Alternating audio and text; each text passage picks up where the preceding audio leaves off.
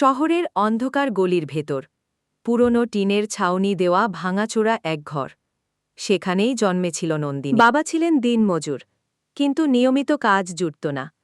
মায়ের হাতে সবসময় অল্প অল্প কাজ, কখনো কারোর বাসায় থালা ধোয়া, কখনো আবার কাঁচা বাজারের মাটিতে বসে জীবন চলত, কিন্তু শৈশব মানেই তো রঙিন খেলা, আনন্দ, হাসি। কিন্তু নন্দিনীর শৈশব ছিল আলাদা। ঘরে খাবার জুটত না, তাই পেট ভরে ভাত খাওয়া তার কাছে উৎসবের মতো ছিল। কখনো এক মুঠো ভাতের সাথে নুন মরিচই যথেষ্ট, কখনো শুধু জল খেয়ে শুয়ে পড়া। পাশের বাচ্চারা যখন স্কুলে যেত, তার হাতে থাকত পাড়ার কাকিমাদের বাচ্চাদের দেখাশোনার কাজ। শৈশবের খেলাধুলা তার ভাগ্যে ছিল না, ছিল শুধু দায়িত্ব। নন্দিনীর বাবা ছিলেন ভালো মানুষ, কিন্তু দারিদ্র্য ও হতাশা তাকে ভেঙে দিয়েছিল। রোজগার না হলে তিনি মদ খেতেন। মদের নেশায় তিনি প্রায়ই চিৎকার করতেন, কখনো আবার মারধরও করতেন মাকে। ছোট্ট নন্দিনী তার মনে হতো, আমার জন্মই বুঝি এক বোঝা। যদি আমি না জন্মাতাম, মা বাবার কষ্ট হয়তো কম হতো। তবু দুঃখের ভেতরেও নন্দিনীর চোখে স্বপ্ন ছিল। সে দেখত রাস্তার ওপারের প্রাইভেট স্কুলে ছেলেমেয়েরা সুন্দর পোশাক পরে যাচ্ছে। তাদের ব্যাগ, বই, রঙিন খালা দেখে তার মন ভরে যেত। একদিন মাকে জিজ্ঞেস করল, মা, আমিও কি স্কুলে যেতে পারি? মা হেসে মাথায় হাত রেখে বলেছিল, যদি আমাদের কাছে টাকা থাকত, তুই অনেক দূর যেতি রে মা, তুই অনেক বুদ্ধি। সেই কথাটা নন্দিনীর মনে গেঁথে গিয়েছিল। গরিব হওয়াটা যেন অপরাধ। পাড়ার অন্যরা প্রায়ই কটু কথা বলত, ওরা গরিব, ভিখিরি, এরা সব নষ্ট লোক। নন্দিনী এসব শুনে কষ্ট পেত, কিন্তু কিছু বলত না। সে শুধু ভাবত, আমিও একদিন বড় হব, আমারও স্বপ্ন পূরণ হবে। কিন্তু জীবন তো সবসময় স্বপ্নের মতো চলে না। শৈশবের পর সময় খুব দ্রুত বদলে যাচ্ছিল। বয়স বাড়ছিল, কিন্তু সেই সঙ্গে বাড়ছিল দারিদ্র্যও। নন্দিনীর বাবা একদিন হঠাৎ করে অসুখে মারা গেলেন। মায়ের কাঁধে তখন পুরো সংসার। সেই দিনটা নন্দিনীর চোখে আজও ভাসে। বাবার শ্বাসকষ্ট হচ্ছিল, হাসপাতালে নেওয়ার মতো টাকা ছিল না। শেষমেশ তিনি বিছানাতেই মারা গেলেন। পুরো ঘর শূন্য হয়ে গেল। মা ভেঙে পড়লেন। ছোট্ট ভাই তখনও কোলের শিশু। নন্দিনী সেদিনই মনে মনে প্রতিজ্ঞা করল, আমি সংসারকে বাঁচাব, আমি মাকে কাঁদতে দেব না। কিন্তু তখন তার বয়স মাত্র 12। কৈশোরে পা দিতেই নন্দিনী কাজ খুঁজতে শুরু করল। বাসায় বাসায় ঝিয়ের কাজ, থালা ধোয়া, কাপড় কাচা, যা কাজই হোক সে করতে রাজি। কিন্তু অনেক সময় বাড়ির মালিকেরা কটূক্তি করত, গায়ে হাত দিত বা মজুরি দিত না। তার শরীর তখন কিশোরী থেকে যুবতী হয়ে উঠছে। পাড়ার পুরুষদের দৃষ্টি অস্বস্তিকর হয়ে উঠল। নন্দিনী বুঝত না কেন সবাই তার দিকে অন্যভাবে তাকায়। একদিন এক কাকু তাকে প্রলুব্ধ করল, তুই যদি আমার সঙ্গে যাস, আমি তোকে একটা ভালো কাজ জোগাড় করে দেব, অফিসে মেয়ে দরকার। মা প্রথমে না বললেন, কিন্তু সংসারের চাপ, ঋণ, ক্ষুধার মুখ এসব দেখে শেষমেশ তিনি রাজি হলেন। কাকুর হাতে মেয়েকে পাঠিয়ে দিলেন। কিন্তু শহরে গিয়ে নন্দিনী বুঝল সবই মিথ্যে। অফিস নয়, তাকে নেওয়া হলো এক দালালের কাছে। সেখানে অন্ধকার ঘরে আরও কিছু মেয়ে ছিল। দালাল হাসতে হাসতে বলল, এখন থেকে তুই আমাদের সঙ্গে কাজ করবি। এখানে তোর নাম হবে মীরা, বাইরের নাম ভুলে যা। নন্দিনীর বুক কেঁপে উঠল। সে কাঁদতে লাগল, পালাতে চাইল, কিন্তু দরজা বন্ধ। সে তখন বন্দী। প্রথম রাতের অভিজ্ঞতা নন্দিনী আজও ভুলতে পারে না। এক অচেনা পুরুষকে তার শরীরের কাছে যেতে দেওয়া হয়েছিল জোর করে। তার কান্না, আর্তনাদ, অনুনয় কিছুই কাজে আসেনি। সেই রাতে সে ভেঙে গিয়েছিল।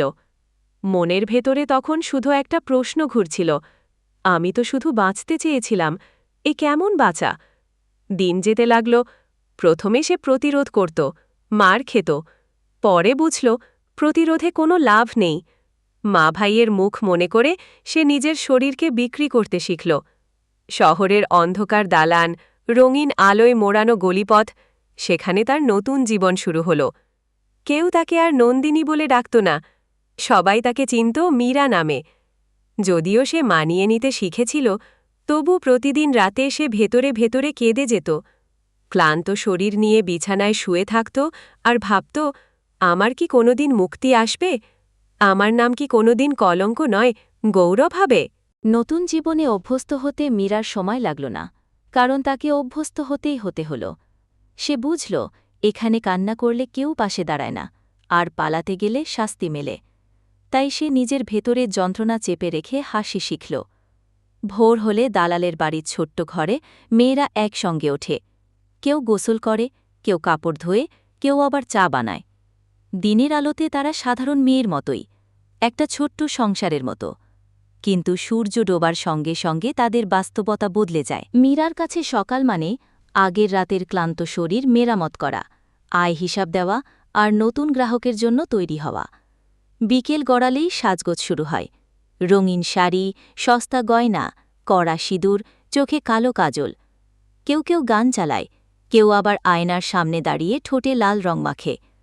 মীরা আয়নায় তাকায়, কিন্তু নিজের চোখে তাকাতে পারে না। তার মনে হয়, এই মেয়ে আমি নই, আমি তো আসলে নন্দিনী। রাতে শুরু হয় আসল জীবন। কেউ আসে মদ খেয়েই গালাগালি করতে করতে, কেউ আসে এক রাতের সঙ্গ চাইতে, কেউ আসে শুধু শরীরের জন্য, কেউ আবার শুধু কান্না শুনতে। মীরা অবাক হয়, অনেক পুরুষই আসলে শুধু কথা বলতে আসে। কারো সংসারে শান্তি নেই, কারো জীবনে ভালোবাসা নেই, তারা টাকা দিয়ে হলেও সান্ত্বনা খুঁজতে আসে। তবু বেশিরভাগ সময় শরীরই পণ্য, আর সেই পণ্য বেচতেই হয়। শরীর মেনে নেয়, কিন্তু মন মানতে পারে না। প্রতিবার যখন অপরিচিত কেউ কাছে আসে, মীরার বুকের ভেতর একটা কষ্ট জমে যায়। সে ভাবে, আমার শরীর এত সস্তা হলো কেন? আমি তো মানুষ, আমিও ভালোবাসা চাই। তবু সে চুপ করে, কারণ মুখ খুললে আয়ের রাস্তা বন্ধ হবে, আর সংসারে টাকা পাঠাতে পারবে না। সব টাকা যায় দালালের হাতে। মীরা সামান্য কিছু পায়, যা দিয়ে মাকে পাঠায় গ্রামের বাড়ি। মা ভাবে, মেয়ে শহরে কারখানায় কাজ করে। সত্যিটা জানলে হয়তো মা ভেঙে পড়বেন, তাই মীরা চুপ থাকে। দালালরা মেয়েদের ভয় দেখায়, যদি পালানোর চেষ্টা করিস তোকে খুঁজে এনে শাস্তি দেব। মীরা জানে, এই হুমকি মিথ্যে নয়। অনেক মেয়ে চেষ্টা করেছিল, কেউ বেঁচে ফিরেনি। প্রতিদিন রাত কাটে অপরিচিত মানুষের সাথে, কখনো এক রাতেই ৪-৫ জন, কখনো আবার কেউ আসে না। প্রতিদিনের শেষে সে ক্লান্ত হয়ে পড়ে যায়। চোখ বুঝে ভাবে, আজও বেঁচে গেলাম, কাল আবার শুরু হবে। কখনো কখনো ছোট ছোট খুশিও আসে, যেমন কোনো যখন কেউ তাকে তুমি খুব সুন্দর বলে, তার ভেতরটা একটু গলে যায়। কোনো ছোট শিশু যখন গলিতে খেলে, সে দূর থেকে হাসে। মা ফোন করলে, ভাইয়ের পড়াশোনার কথা বললে, সে মনে করে, আমার জীবন যদি নষ্টও হয়, ওদেরটা যেন ভালো হয়। অন্য সব রাতের মতোই শুরু হয়েছিল। আলো ঝলমলে গলি, মদের গন্ধ আর টানটান ব্যবসার পরিবেশ। দালাল হঠাৎ মীরাকে ডেকে বলল, আজ এক নতুন গ্রাহক আসছে, তুই যাবি? মীরা নির্লিপ্তভাবে মাথা নেড়ে গেল। ভেতরে ঢুকে দেখল, বয়স ৩০-এর কাছাকাছি এক লোক বসে আছে। পরনে সাধারণ শার্ট প্যান্ট, চোখে চশমা, মুখে মদ নেই, ধূমপানের গন্ধ নেই। লোকটা কেবল শান্তভাবে তাকিয়েছিল। সে আস্তে বলল, তুমি কি খুব ক্লান্ত? মীরা অবাক। এতদিনে অসংখ্য পুরুষ এসেছে, কিন্তু কেউ কখনো তার ক্লান্তি নিয়ে ভাবেনি। সবাই শুধু শরীর চাইত। লোকটা বলল, নাম রাহুল, সে এক প্রাইভেট কোম্পানিতে কাজ করে, খুব নিঃসঙ্গ, তাই মাঝে মাঝে এখানে আসে। কিন্তু সে বলল, আমি তোমার সাথে শুতে চাই না, আমি শুধু কথা বলতে চাই। মীরার মনে অদ্ভুত অনুভূতি হল। এতদিনে প্রথম একজন পুরুষ তাকে শুধু একজন মানুষ হিসাবে দেখতে চাইল। রাতভর তারা কথা বলল। মীরার শৈশবের গল্প, রাহুলের একলা জীবনের কথা, স্বপ্ন, দুঃখ, হাসি, কান্না। এরপর থেকে রাহুল নিয়মিত আসতে লাগল। কখনো ফুল নিয়ে আসত, কখনো বই। সে মীরাকে বলত, তুমি মীরা নও, তুমি আসলেই নন্দিনী, আমি তোমার চোখে সেই মেয়েটাকেই দেখি। মীরা প্রথমে বিশ্বাস করতে পারত না, কিন্তু ধীরে ধীরে তার বুকের ভেতর জমে থাকা বরফ গলতে লাগল। সে ভাবত, যদি সত্যিই আমাকে কেউ ভালোবাসে, যদি আমারও নতুন জীবন শুরু হয়। কিন্তু বাস্তবতা ছিল কঠিন। দালাল রাহুলের ওপর সন্দেহ করল। বলল, ও বেশি ঘন ঘন আসছে, ওকে সাবধানে রাখিস, প্রেম করলে তোকে শেষ করে দেব। মীরার বুক কেঁপে উঠল। প্রেম এখানে অপরাধ, কারণ মেয়েরা যদি প্রেমে পড়ে পালিয়ে যায়, দালালের ব্যবসা বন্ধ হয়ে যাবে। একদিন রাহুল সত্যিই প্রস্তাব দিল, চলো আমি তোমাকে এখান থেকে নিয়ে যাব। তুমি আমার স্ত্রী হবে। মীরার চোখে জল এলো। এ যেন সেই স্বপ্ন যেটা সে বহুবার কল্পনা করেছে, কিন্তু ভয় তাকে গ্রাস করল। সে জানি পালাতে গেলে প্রাণ সংশয়। সে রাহুলকে কাঁদতে কাঁদতে বলল, আমায় ভালোবাসো, কিন্তু আমায় নিতে পারবে না। আমি পাখি নই যে উড়ে যাবে, আমি খাঁচার বন্দিনী। রাহুল অনেক বোঝাল, তবু মীরা না বলল। হৃদয়ের ক্ষত। এরপর রাহুল আশা কমিয়ে দিল। হয়তো অপমান, হয়তো ভয়। সে আর আসেনি। মীরার ভেতরে এক শূন্যতা তৈরি হল। প্রতি রাতে কাজ শেষ হলে সে কান্না করত।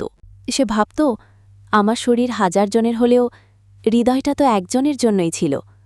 সেটাও আমি হারালাম। রাহুল চলে যাওয়ার কিছুদিন পরেই মীরা টের পেল তার শরীর বদলে যাচ্ছে। শুরুতে সে বুঝতে পারছিল না, কিন্তু কয়েক মাস পর নিশ্চিত হল সে মা হতে চলেছে। এ খবর শোনার পর প্রথমে ভয় ঢুকে গেল তার মনে। এই গলিতে সন্তান মানেই অভিশাপ। দালালরা সাধারণত গর্ভপাত করিয়ে দেয়। কিন্তু মীরা দৃঢ় হল, আমি শিশুকে জন্ম দেব। আমার জীবন নষ্ট হলেও ওর জীবন যেন নতুন আলোতে শুরু হয়। খবরটা ফাঁস হতে দালাল চিৎকার করে উঠল, এটা কি ঝামেলা বানালি? আমাদের ব্যবসা বন্ধ করবে নাকি?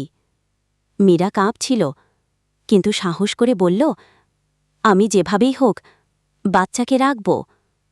দালাল রাগে গালাগালি দিল, কিন্তু শেষমেশ তাকে থামাতে পারল না। কারণ তখন মীরার ভেতরে শুধু ভয় ছিল না, ছিল মাতৃত্বের শক্তি। 9 মাস কেটে গেল। গলির এক কোণের ছোট্ট ঘরে সস্তা ওষুধ আর প্রতিবেশী নারীদের সাহায্যে মীরা এক পুত্র সন্তানের জন্ম দিল। তার কোলজুড়ে এলো এক টুকরো আলো। শিশুটিকে প্রথমবার কোলে নিয়ে তার চোখে জল চলে এলো।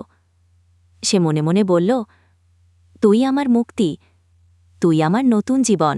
মীরার জীবন তখন একেবারে বদলে গেল।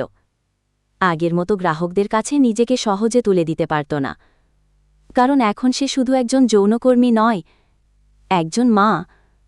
দিনরাত কাজের পরও ঘরে ফিরে সে বাচ্চার মুখের দিকে তাকিয়ে শান্তি পেত। ক্ষুধার কষ্ট হলেও ছেলের মুখে দুধ তুলে দিতে পারলেই তার আনন্দ হতো।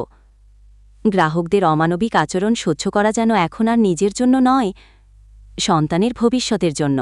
কাজের ফাঁকে মীরা ছেলেকে অক্ষর জ্ঞান শেখাতে শুরু করল। আঁকাবাঁকা হাতে ওর প্রথম অক্ষর লেখা দেখে ওর চোখে আনন্দাশ্রু আসত। ও ভাবত, একদিন ওর ছেলে অনেক বড় হবে, অনেক পড়াশোনা করবে, তখন গলির লোকেরা আর তাকে নিয়ে খারাপ কথা বলতে পারবে না। মীরা শুধু তার ছেলের জন্যই বাঁচত, শুধু তার ছেলের ভবিষ্যতের জন্য স্বপ্ন দেখত। প্রত্যেককে দিন ছিল তার সংগ্রামের, আর প্রত্যেকটা রাত ছিল তার প্রার্থনার। ও চাইত তার ছেলে যেন কোনো দিন এই গলির অভিশাপ থেকে মুক্ত হয়, অনেক দূরে একটা সুন্দর পৃথিবীতে যেন নিজের জীবন গড়তে পারে। মীরা ছেলেকে অক্ষর জ্ঞান শেখাতে শুরু করল। আঁকাবাঁকা হাতে ওর প্রথম অক্ষর লেখা দেখে ওর চোখে আনন্দাশ্রু আসত। ও ভাবত, একদিন ওর ছেলে অনেক বড় হবে, অনেক পড়াশোনা করবে, তখন গলির লোকেরা আর তাকে নিয়ে খারাপ কথা বলতে পারবে না। মীরা শুধু তার ছেলের জন্যই বাঁচত, শুধু তার ছেলের ভবিষ্যতের জন্য স্বপ্ন দেখত। প্রত্যেককে দিন ছিল তার সংগ্রামের, আর প্রত্যেকটা রাত ছিল তার প্রার্থনার।